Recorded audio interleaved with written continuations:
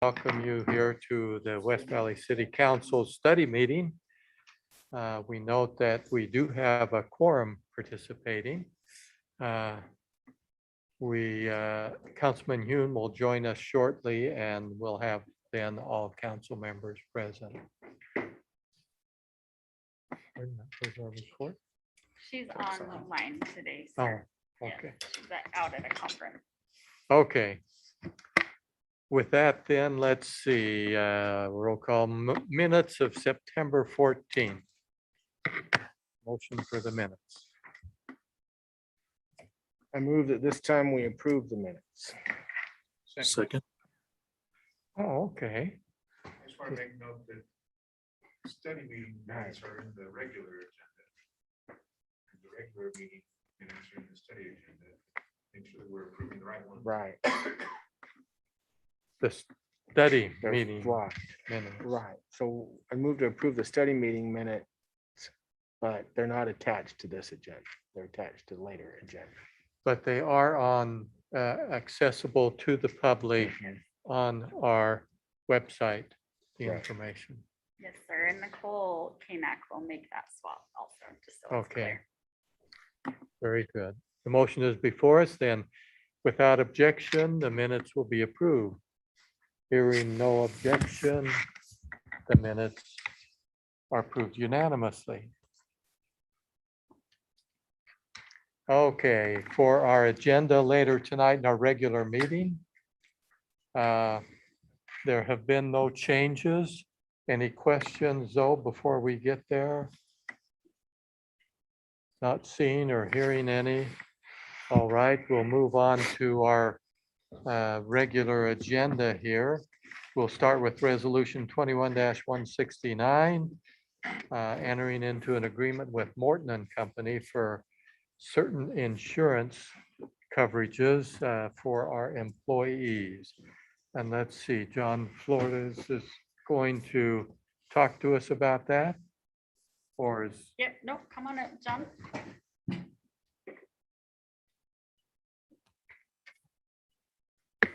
John, will you just give a rundown of the information you sent to Angel, what specifically this covers?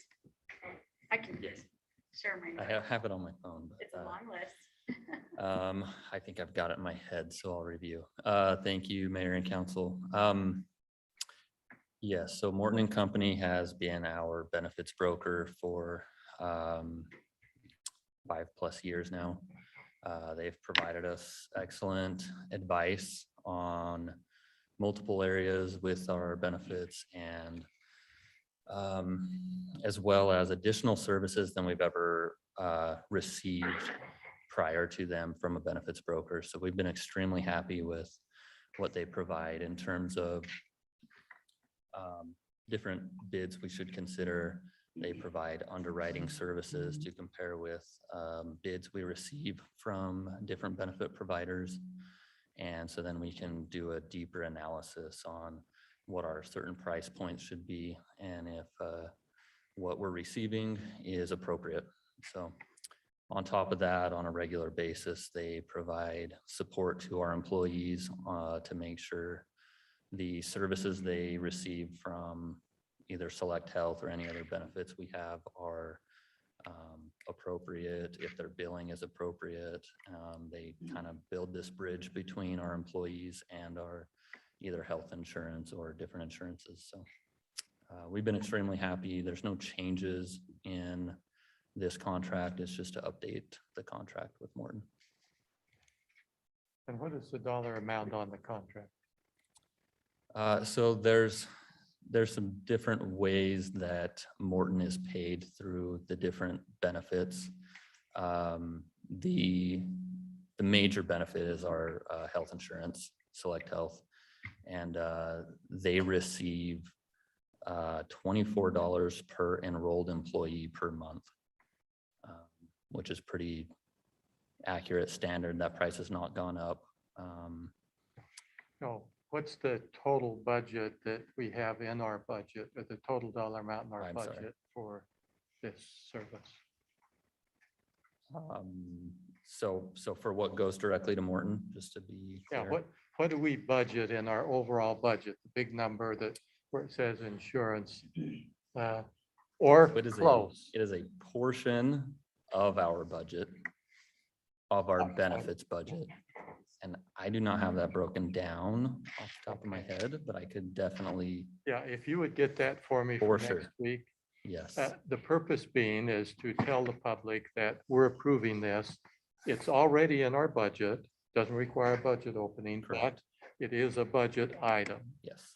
Yep. So just so they understand the impact, of that, Yeah. even though it hasn't changed. Right. Yeah, so we have a benefits budgeted amount that goes to Select Health, and then a portion of that goes from Select Health to Morton. So, Okay. but We I'll, can I'll have get it you those details. approximately. Yeah. Yep. No problem. But- Select Health pays it. So yep, it's an So what- admin fee that goes to Select Health, and then Select Health is obligated to pay a portion to Morton. So it's included as just under health insurance. It's Yep. part of what we have to pay to select. Exactly. Yep. But we apparently have to enter into a separate agreement for them to do it with Morton. Yes, and provide all the other services that they provide Yeah. us.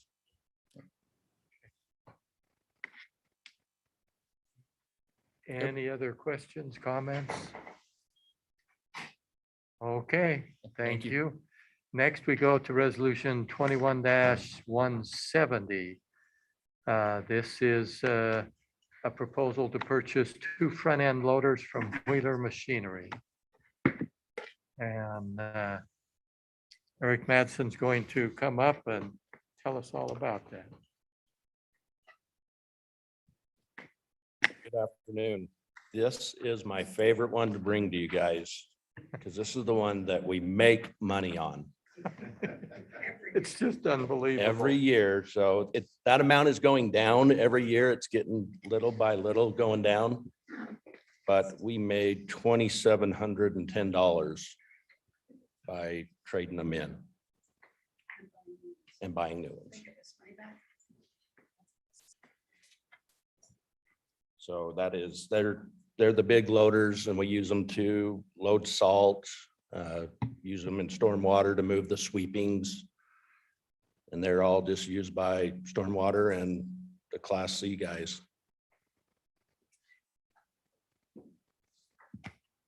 I Okay, checked with Ford, Mayor, they wouldn't go for it. no. Any questions? So how old are the loaders that we're trading in? 1 year. So I thought, so we wouldn't be doing this except for the great. I mean, what's the life expectancy based on our usage? It's got to be years. Yeah, I would guess 15 years. But because they'll give us money and a new one every year, we just keep rolling. Yeah, I it. mean, right now, that's paying for the fuel that we run all year long in both machines. I mean, it's a good deal, of course. The only question would be, do we really need to get a new loader every year? And the answer is no. It's just that, why wouldn't we when we have such a sweet deal? Okay. And I mean, just the way things are going, I think when we started, we were getting about $8,000 per unit. So that price has come down quite a bit, so maybe it's They're getting to catching that point where on, it's yeah. getting, we flooded the market and they won't need any more of them, but we'll keep doing it until they're done. And then we can hold on to it for 15 years. Yep. And save up our money to buy a new one and not,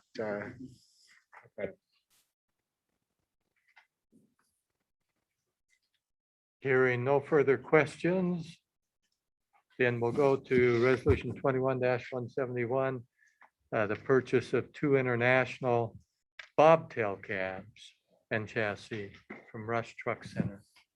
Okay, these 2 trucks, they are the shorter dump trucks that you see running around town. They only have 1 rear axle with dualies. That's why they call them the bobtail. They're cut off at that. So they're quite a bit shorter. They're easier to get into the subdivisions and maneuver around. These 2 trucks will be used in the streets department, and they're going to be used for snow plows. We're going to put plows and sanders and beds on them as well. And that comes in a separate request. Yes, sir. so they're replacing 14-year-old trucks. And we're not making any money on it. Well, we make a little, but not very much. And we're not covering the new purchase with the No. trade. No, that's just, that other is just an unusual situation. Yeah, and it's been good for us. Yeah. Hearing no questions or comments, then thank you very much. We'll go to resolution 21-172, which is to approve an agreement with Rocky Mountain Power to bury certain overhead power lines. This on a 4700 South project. And let's see, this is Kobe Wilson. Good afternoon, Kobe Wilson with the Engineering Division. So the item before you is related with our 4700 South reconstruction project that we have coming up soon. The construction will actually get underway this winter with the box culvert out by 4000 West, and then the heavy roadway construction will start next spring. But this agreement is with Rocky Mountain Power. The city has requested that Rocky Mountain Power bury their overhead power lines out there on this corridor. So this agreement will enable Rocky Mountain Power to get out there ahead of our project to get the lines out of the way before construction begins. This would be, Oh, go ahead. this would be paid for with the Tiger bonds that we just, So not the Tiger money, but with the upcoming road revenue bonds Okay. paid for. So basically, it'll initially be, the council passed a resolution a few months ago to, the initial payment will come from the general fund and will be reimbursed once we have our road revenue bond in place that is backed by our county transportation funds. and is this agreement with Rocky Mountain, would that bury all of their lines or just the high ones? So this agreement is to bury all of the Rocky Mountain Power lines. There are other utility lines on those poles that will also need to be buried. But this agreement with Rocky Mountain Power is to bury all of their power lines. I believe they have 3 primary and 1 secondary line on these. So 4 of the lines that you see out there will be buried with this agreement.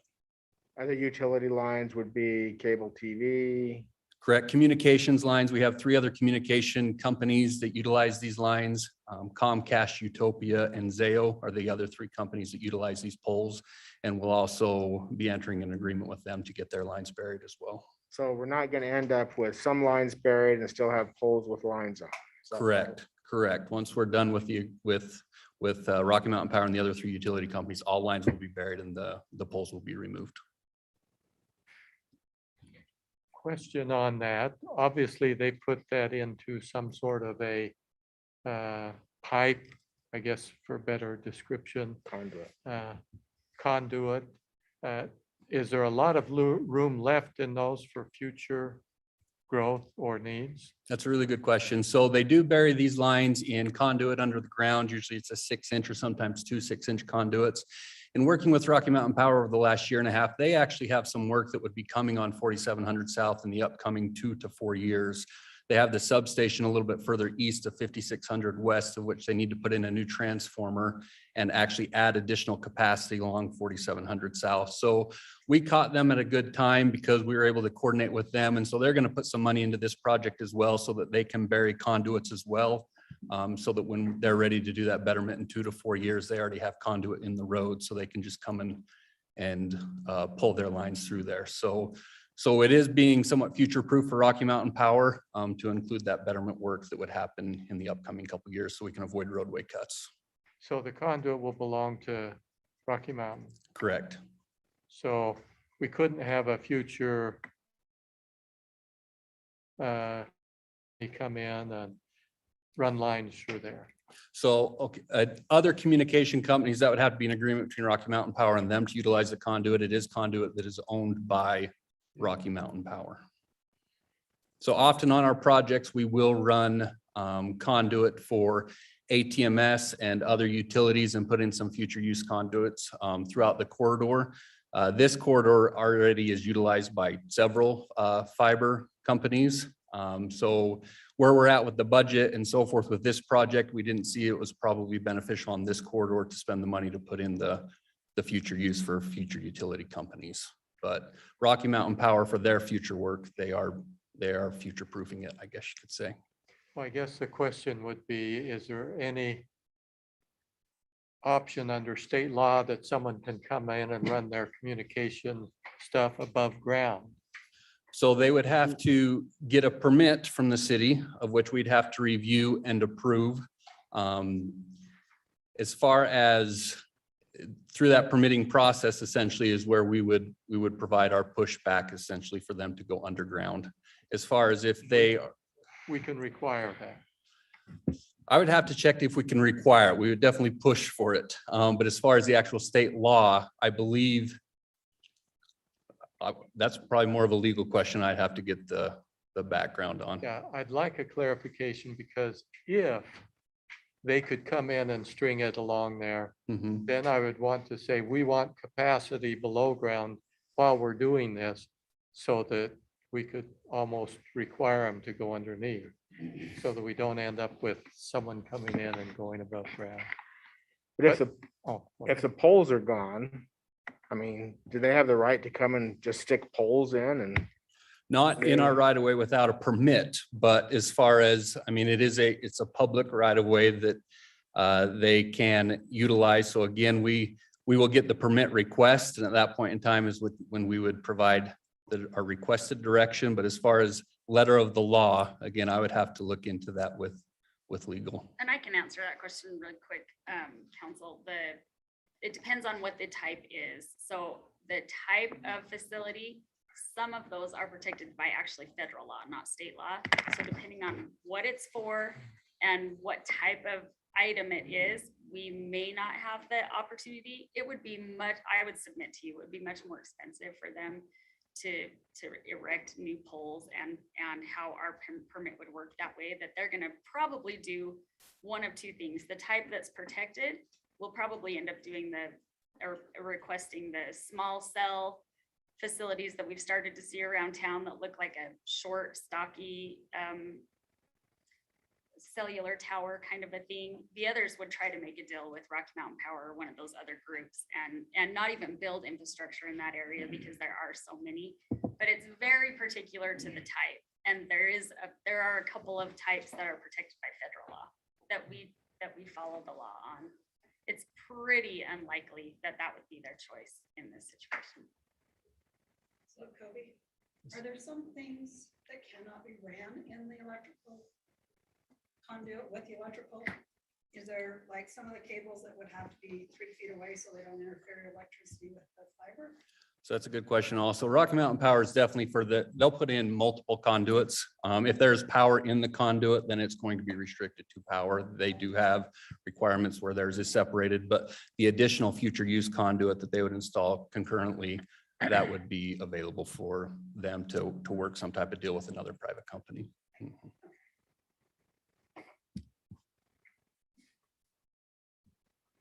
Anything else? All right, thank you. Let's see, next consent agenda items. We have two, one on 2700 West. And I didn't check these. I think they are just routine ones. Low cost and all that. 2700. Yeah. And the other one on 4700 South. Well, that one's 12,000. Is that a large one or something? See, Dan, want to talk about that one?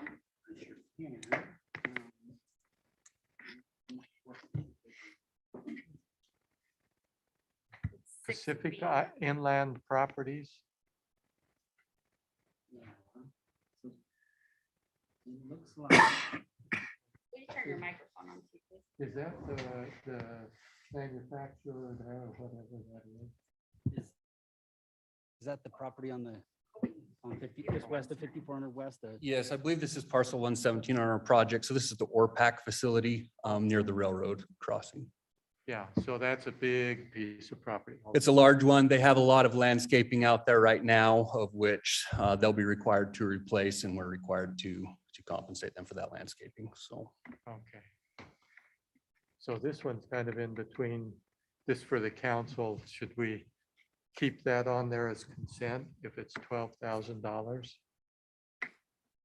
Yeah, what was the number we landed on last time? It was like 30 or what, something, 30,000. wasn't it? So this is only, you know, a third of that, but maybe 30 is too high. Or I don't know. Well, it was obvious with 30,000. Now this one's kind of, but the one for 2,700, no, you know, we would never do that because there's quite a number of those. And lots of $500-$600 ones. Well, think about that.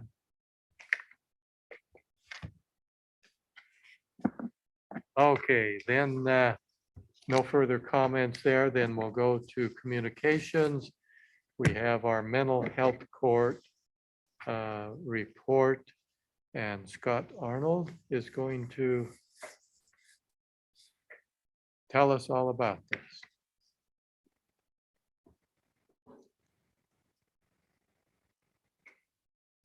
Just getting set up real quick and then we'll jump right into this.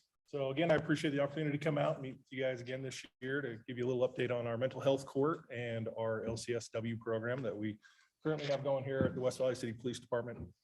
For those who don't know me, Sergeant Arnold, I've been over our CIT unit for about a year, but I've been here with West Valley for the last 21 years and some change. So currently, just give you a quick overview of our mental health court, just as a refresher. So our mental health court is a collaborative effort between law enforcement, criminal justice, and mental health organizations to provide additional avenues for treatment and mental health assistance to violators that qualify for our court, rather than simply charging them with crimes, putting them into the justice system and not getting them any help for some of the reasons why they're out there committing these crimes. The ability of the court to connect mental health clients in our community to different resources that we have has seen great success for the mental health consumers here in West Valley City. Many of these individuals were having contact with the police department on a fairly regular basis prior to their involvement with the mental health court. Most of our consumers, once they enter into the mental health court, we start to see a drastic reduction in their contact with the police department. In some cases, some of these individuals that were having weekly contact with the police are no longer contacting us for police services. They've been able to get the help that they need. The other great thing about the mental health court is once they complete our mental health court, they are still able to utilize the resources that they obtain during the mental health court, such as Cornerstone Counseling.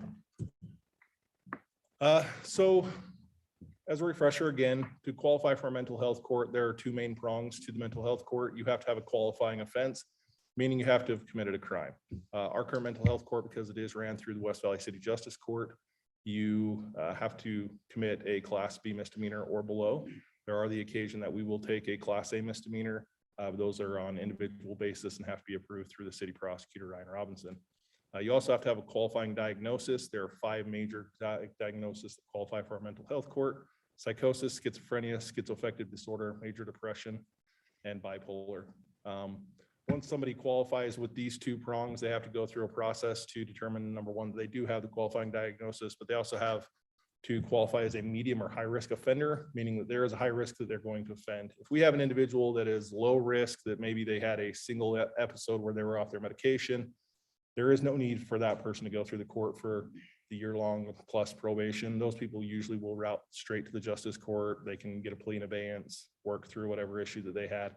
The mental health court is for those individuals that have the higher risk of reviolating, people that need the highest amount of assistance. The mental health court is 100% voluntary, meaning that at any time during the mental health court process, the person who is in mental health court can withdraw their voluntary entry into mental health court and just be rerouted back into the standard justice court. It is a 4-phase probation, which requires them to have mandatory court appearances on a weekly basis. They're also mandated to have counseling, both group and individual sessions, and they have to participate in UAs through Salt Lake County Probation. We are still currently conducting our mental health court via WebEx due to the COVID restrictions. We're not doing in-person mental health court currently. And again, our partnerships are with our justice court, the police department, Cornerstone Counseling, and Salt Lake County Probation, as well as other community resources. During So the statistics that I'm going to give you tonight are based on January 1 through September 1st of this year. Currently, we have 17 probationers going through our mental health court. Sorry, we have had 17 probationers. We have 12 current. We had 2 that graduated. We had 2 individuals that are currently non-compliant with the probation that have gone to warrant that we haven't been able to make contact with in some time. And we have 1 in what's called the trial phase, which is they're just testing out the mental health court to see if this is the route that they want to go. We have 6 current referrals. These are individuals that are awaiting their LSCMI evaluation, which is basically their pretrial evaluation to determine if they're medium to high risk to qualify for the court. We had 7 referrals that didn't qualify for one reason or another, whether they scored low risk on the LSCMI evaluation, or they didn't have a qualifying diagnosis, or they come to find out the crime they committed actually qualified as a Class A or felony, and so the case was referred to the district court instead. We had 6 individuals that we offered mental health court to, but they simply declined. Again, this is voluntary. Some people just simply don't want to comply with all of the probationary requirements of the mental health court, and they'd rather just take their chances through the standard justice court system. We have 10 to 12 individuals that are currently out to warrant. These are people that we have referred charges to the justice court that have qualified for mental health court. They just have never had the opportunity to actually plea into the mental health court. They are currently out to warrant, meaning that if we do come in contact with them, they can be arrested and still have the opportunity to have their case taken through mental health court. We just currently haven't been able to contact them. Currently, our detectives and our licensed clinical social worker who goes out on all home visits, our probationers, they're conducting anywhere from 10 to 12 probation visits a month. Sometimes that can be higher, sometimes lower, depending on their other responsibilities and whether or not they're able to encounter our probationers at home. As far as our LCSW program, for those of you who don't know who our social worker is, Tori's here with us today. This is Tori Yates. She has well over 20 years experience working with mental health and substance abuse issues. She's an employee of the Huntsman Mental Health Institute, formerly known as UNI. She's been a contracted employee of West Valley City since 11/15 of 2019. So she's been here with us for a couple of years now. And still has, I believe, an additional year left on her contract with us here in the city. Prior to coming to work with us, she worked on MCOT, which is the Mobile Crisis Outreach Team. The suicide hotline was part of the development of the Safe UT app. She is the mental health coordinator for CIT Metro, and she is currently the president and acting chair of the Utah chapter of American Foundation for Suicide Prevention. So we have a good one with Tori. She has a lot of experience, a lot of expertise, and is an invaluable tool with our mental health program here in West Valley. Some of the different responsibilities that she has, first and foremost, she is an intricate part of our mental health court. She responds with our mental health detectives on follow-ups and compliance visits. While the officers are there doing the compliance checks on the law enforcement side, Tori meets with these mental health consumers to see how they're doing. She also meets with their families to make sure they're being taken care of as well. Anybody that has had to deal with a family member with extreme mental health issues, caretaker fatigue is a very real issue, and Tori steps in and provides resources to the family as well as resources to our mental health consumers, especially if they are currently in crisis. She works with the local treatment providers and case managers to assist with probation compliance. She coordinates with outpatient treatment or medical providers. She attends the court staffing each week. The mental health court has 2 different parts to it. They first have staffing where all the partners get together to discuss each and every one of the individual probationers, discuss where they're currently at, how they've done that week on their UAs, how they've done on their counseling, how their probation checks went. So she's present for all of that. Plus she sits through the docket to provide insight to the judge as well on our probationers. On top of that, she is also part of our homeless task force. So she does homeless outreach. She conducts in-person contact with transient individuals to provide resources. She works with our homeless outreach team in the COP unit to do in-person contact with our transient population, as well as helps provide resources on some of our more higher pressing cases that we have. She also assists in developing and providing training for the police officers, both here at West Valley City as well as throughout the valley. Being a part of CIT Metro, our CIT unit provides training to law enforcement agencies throughout the valley, and Tori is a huge part of that. She comes out and instructs classes at our CIT Academy. She also teaches the in-house training to our new hires, and she's also an instructor at Post, teaching the mental health classes at Post. She also reviews all of our CIT and mental health reports from our tier 2 CIT officers out on patrol.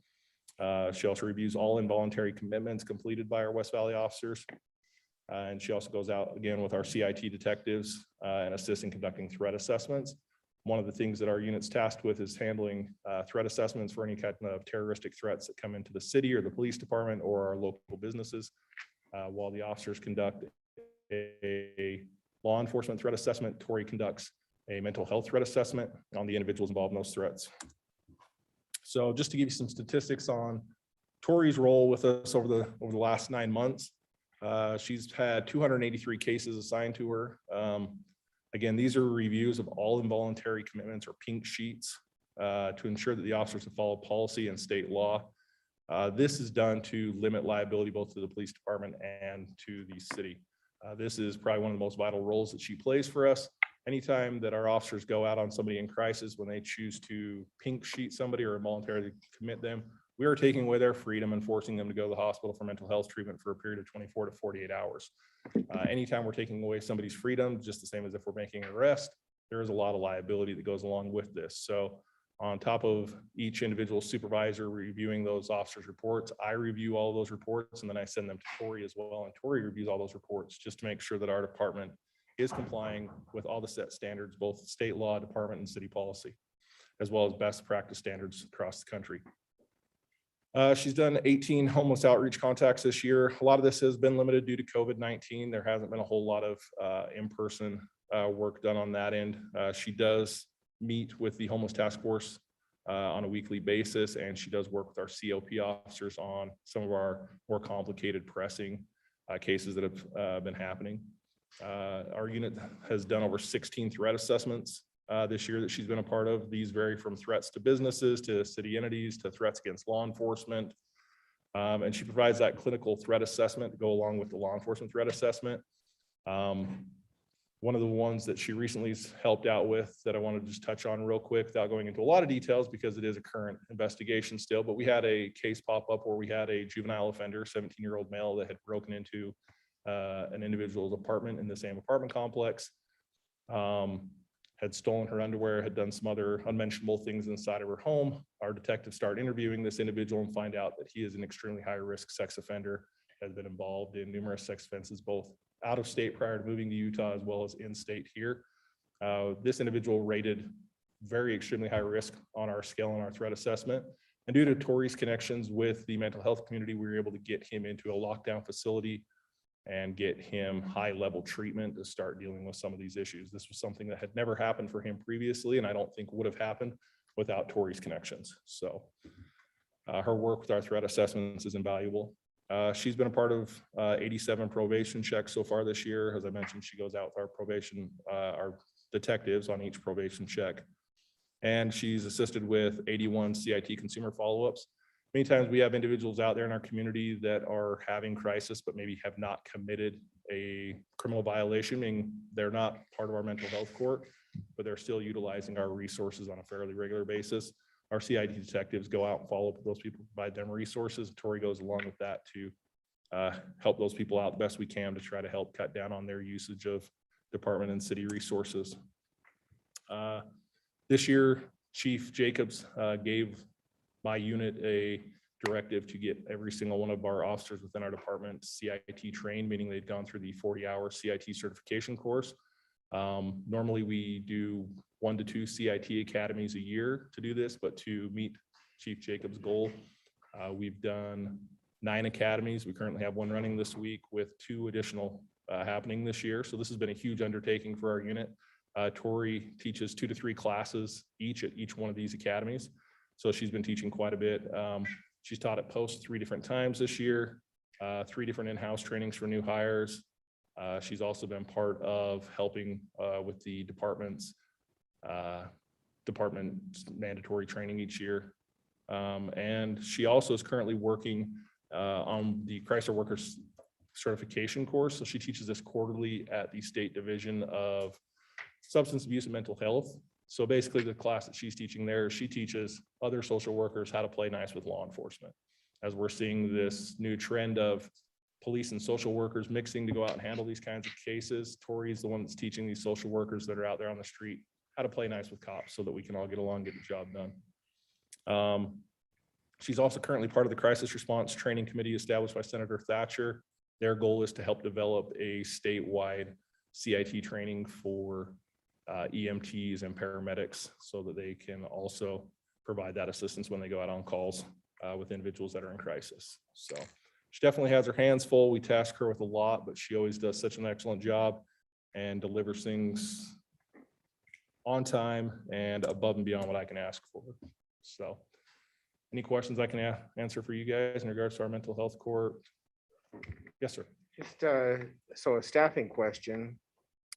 You know, a lot of these things seem to be administrative and then going and doing the checks and the meetings and so forth. But what about, you know, in the middle of the night, on a weekend, any kind of intervention that's needed or officer support that's needed on a 24/7 basis? Do we have that? Do we need that? So we do. So we have this in a couple different ways. First and foremost, we have 12 full-time, on top of every single one of our officers being CIT trained. By the end of next month, every single West Valley City police officer will have been CIT trained, meaning they've gone through the 40-hour CIT course. On top of that, we have 12 full-time CIT officers, which have gone to an additional 40-hour class. And those are our full-time guys out there. We have 2 on each shift. So we have a CIT officer on two CIT officers on every shift. And they primarily handle all of our CIT related mental health cases. They reach out to Tori constantly at all hours of the night. She can attest to that. So they know that if they need her assistance on any of that kind of stuff, they can reach out to her.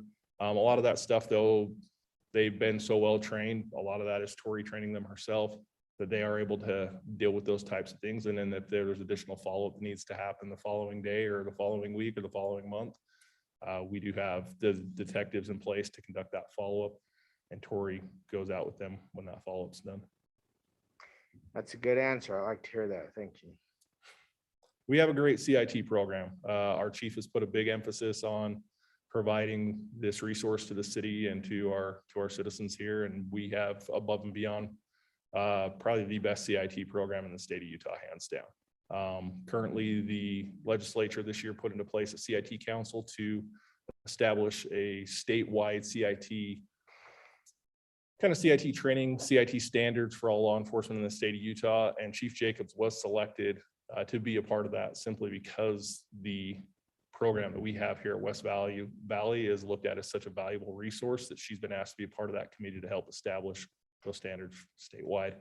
Our CIT unit is reached out to by agencies all over the state. I've had agencies outside of the state of Utah contact me wanting information on the CIT program and how we're doing things here because we're setting the standard.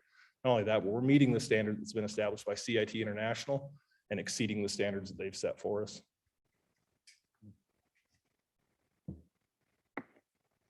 Any other comments or questions? Mayor, if it's okay if I might add something after the council has. Okay, the only other thing I was going to do is see if Tori had any comments you wanted to make. Okay. Go ahead. Thank you.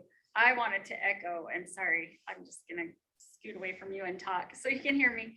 I wanted to echo the sentiments tonight about this program and just express to you both the definitive and well-known level of expertise that we have here and that it's noticed far and wide, and also the true return on investment we have both from the mental health court, from our officers who are trained this way, and with Tori. When you add up the ability Tori has to help folks in a way that doesn't result in constant calls for service, to put a number to that, which we probably could do the math, the return on investment is extreme, not only just in dollars, but in our residents' lives and in their standard of living. It really has had an impact. And the mental health court stats likewise. People in crisis like that, when you can really help them and make a difference and change. And you'll remember the video we watched about the family that talked about that. That continues on. And man, is something for us to really be proud of, and kudos. And without Tori and without this group, I just don't know where we would be, except for we'd be going on a lot of calls. A lot of calls for service in this very difficult vein. So we really do have exceptional folks and a great program set up, something to be envied and something we should really be proud of. And I appreciate very much. Thanks for letting me comment there. Oh, I echo that. It is something we should be very proud of. The whole goal of CIT is to help reduce liability to the, well, not the whole goal, but part of the goal is to reduce liability to the city and the police department, help those individuals in crisis, and reduce the number of injuries that occur to officers as well as suspects, right? When our officers are trained on how to deal with these people in crisis on a different manner than what maybe they were originally trained, we end up walking away from these situations, getting these people help rather than simply slapping them in handcuffs or having a use of force or having an officer involved in a critical incident.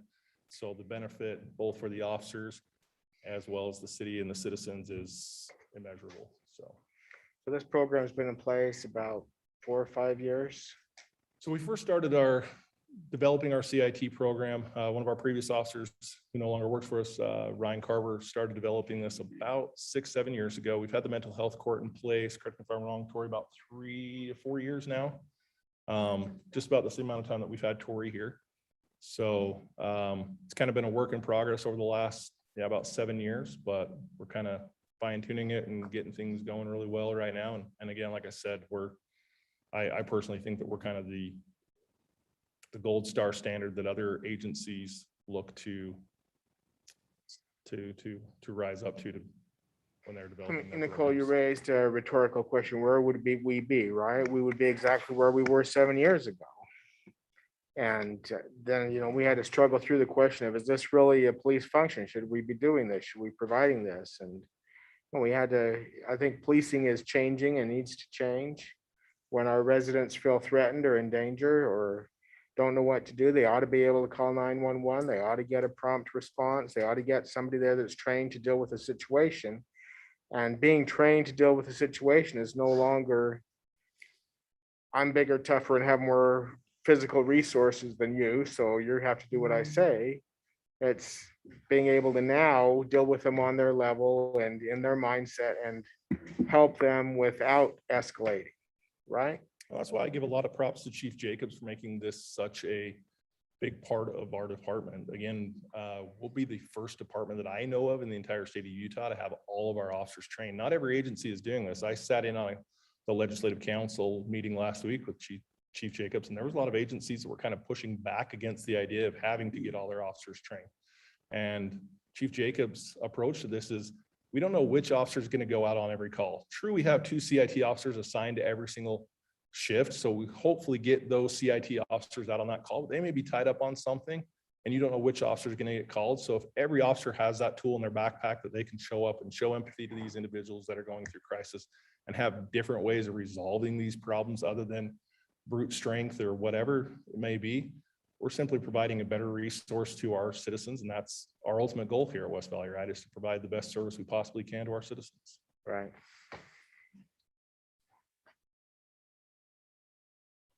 With that,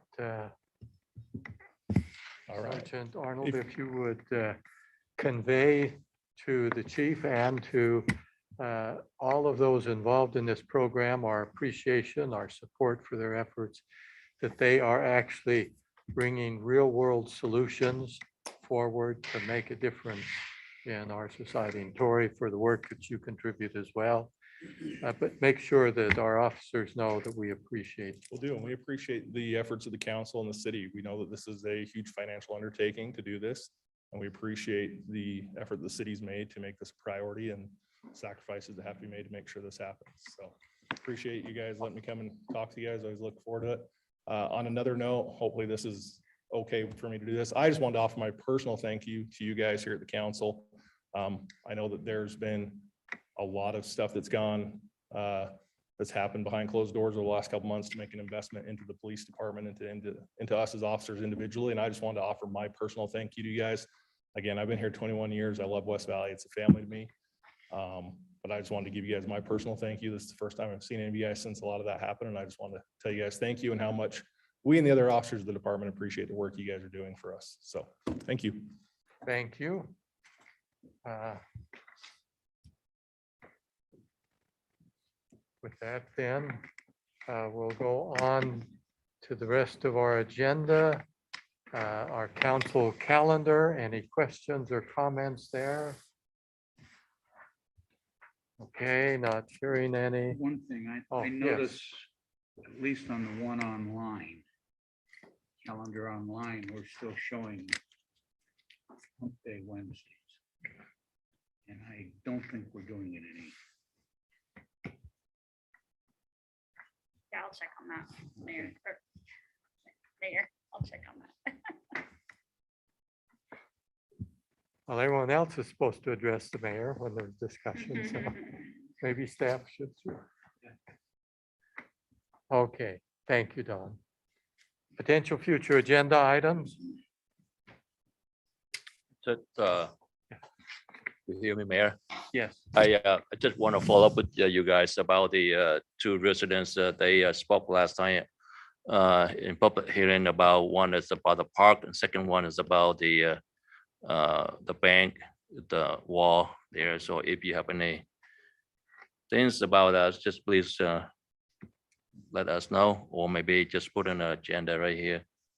Yeah, We we'll can talk about it. get down to those. We have a problem over at the Monticello School in Lake Park. When they have school pickup, I'm never in the area when they have drop off. I don't know what drop off's like, but pickup, they are now backing up in the lane of traffic all the way around the corner down to Neil Armstrong. They leave a break where the roundabout is, but then they're past Neil Armstrong too, Did you say waiting for pickup. Pickup at the end of the day. Mhm, Okay. The 3-something. Yep, okay, And yeah, I've received quite a few phone calls. okay.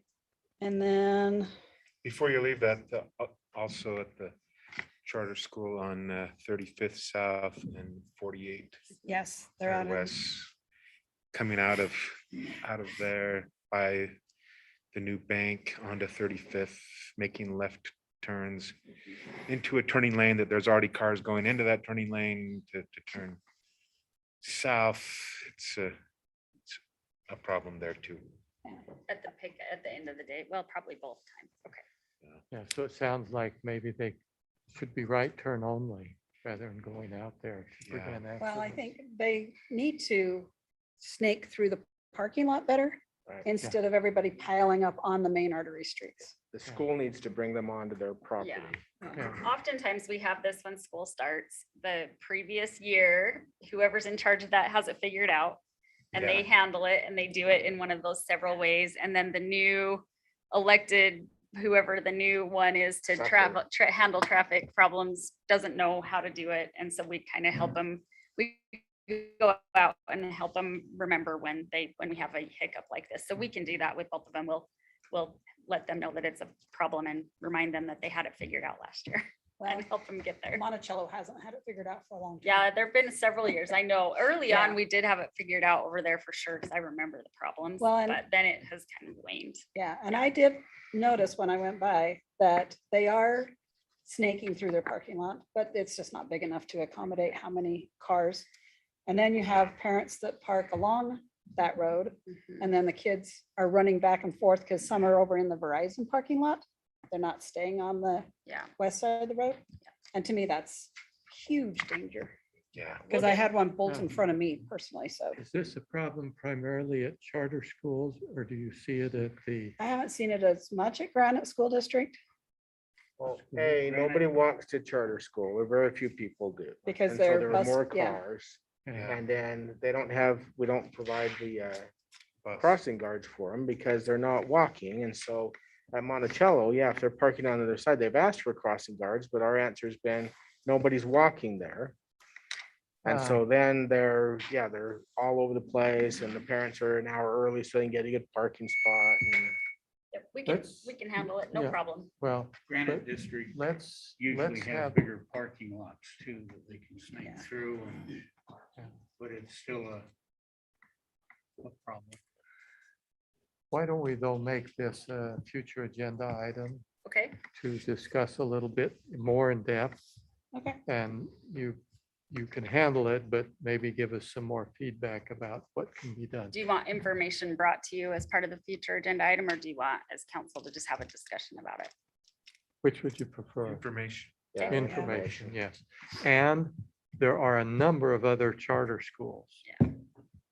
And we kind of preempted the one out just west of 56th. Because I had talked to Nicole about it and they put in place. And I don't drive that road as much, but I haven't had any complaints. I don't know if anybody else has Well, about that one. which one? The 35th and It's- 48th? It's like it's off Parkway, It's- almost Oh, to. Parkway. Well, no, it's 56th and behind the Smiths. That one we put a new light in for on 5600 Oh, West. Yeah, I'm thinking about. this Oh, one now. yes. Yes, and that Over one, by- as they were building, Yes. Yeah, back Yeah. towards Mountain View Mhm. corridor. yeah. And I brought that up and I think we did a preemptive, made sure they had the space to do it. So, but I can drive by and make sure. And the two American preps, they do have a lot of children who walk to school and we do provide crossing guards. So Right. it's a mixed bag. Well, and when Monticello gets to 31, the crossing guards are still there From from the other school. Valley Crest. So the kids do take advantage of that, but in Lake Park itself, because all the parking is on the west side and they shouldn't be parking in Verizon's. But they are, and that's where it's just one or two that kind of caused the problem there. Darting across. Yeah, we want to see if there's anything as a city we can do to increase the safety of the kids. Yep, you bet.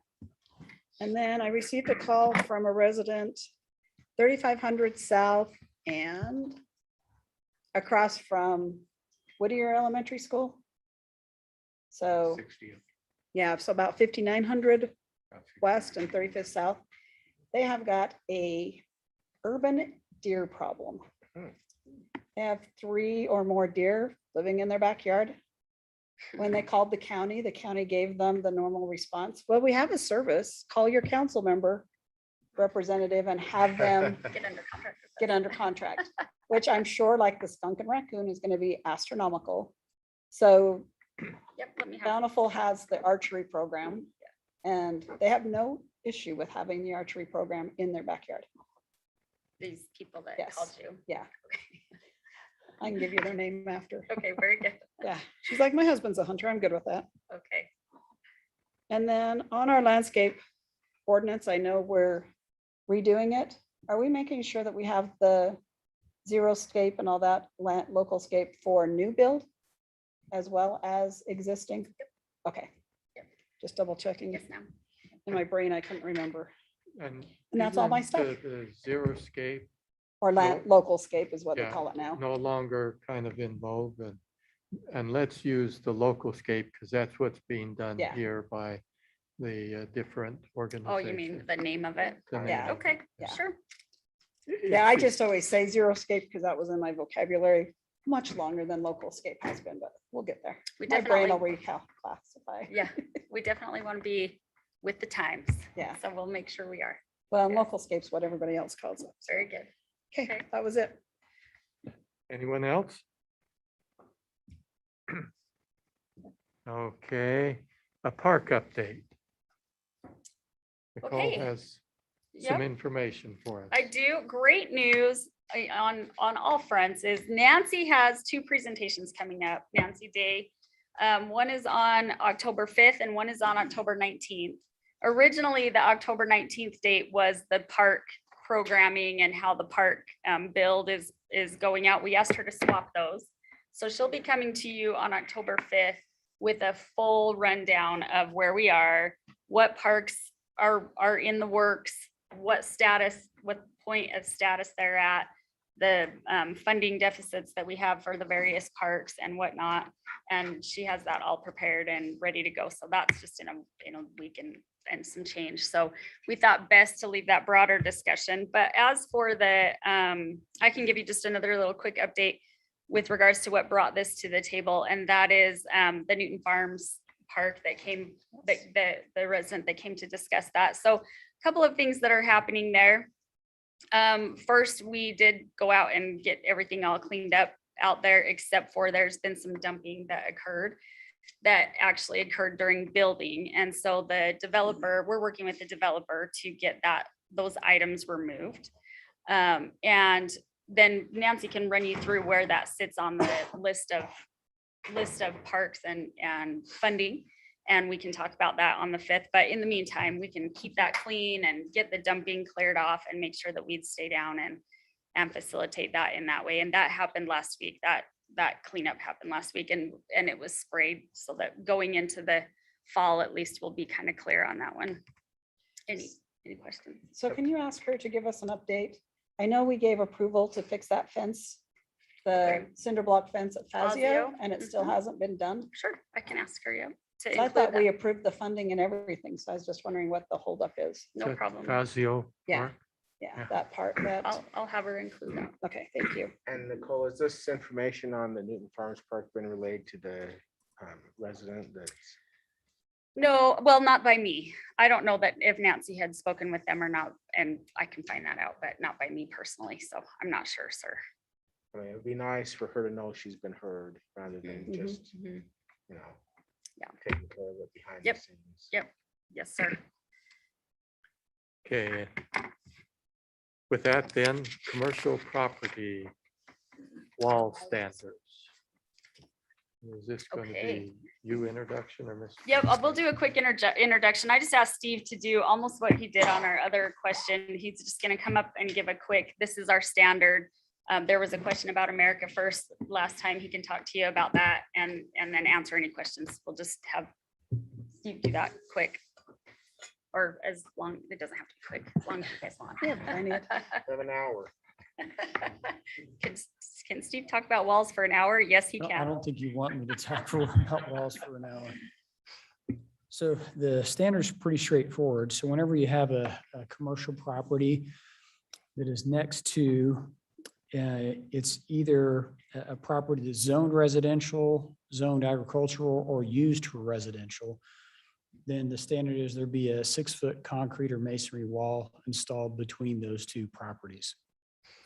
Now, whenever you have a commercial use that's next to another commercial use, there is no fence standard. Now, at that point, someone can choose to put up a fence, and there's no requirement about what type of fence that would be between two properties that are zoned commercial or used for non-residential purposes.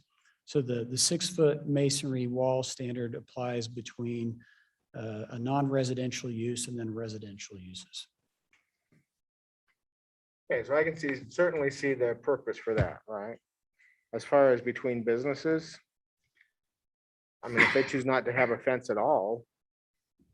And now, you know, examples are coming to mind where it's just landscaping the landscape. That looks nice. Why would we require a fence?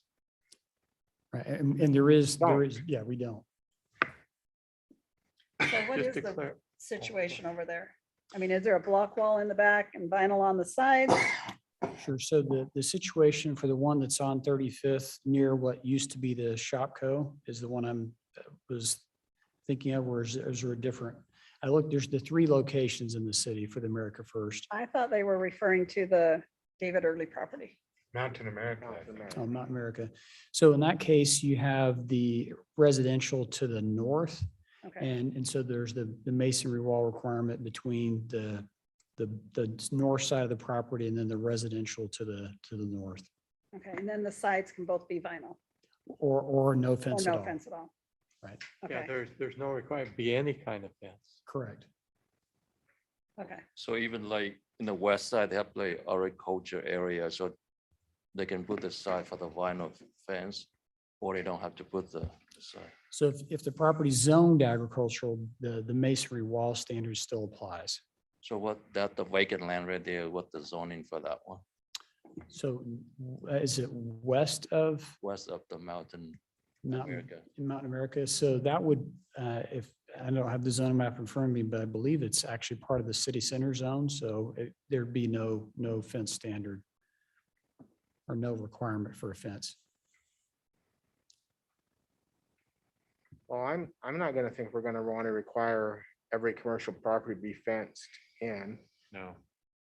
And as long as we've protected residences, I don't think we really have a problem here. If the question came up is, why could they do this and they didn't have to do that? And the answer is because it's not against residential, which I think is a good answer.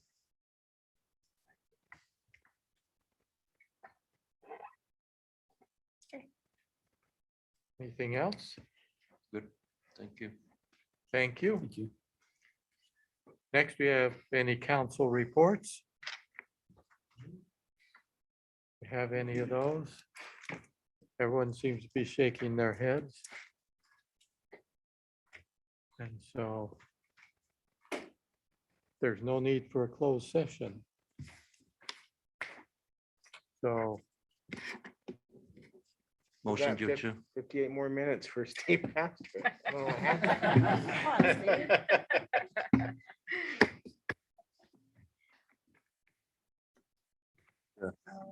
so I've always threatened to have Sam Johnson come up and sing for us, but he always Sam begs could. off. You could. Yeah, motion to adjourn. Motion to adjourn is in order. Without objection, we will be adjourned. Hearing no objections, that was unanimous.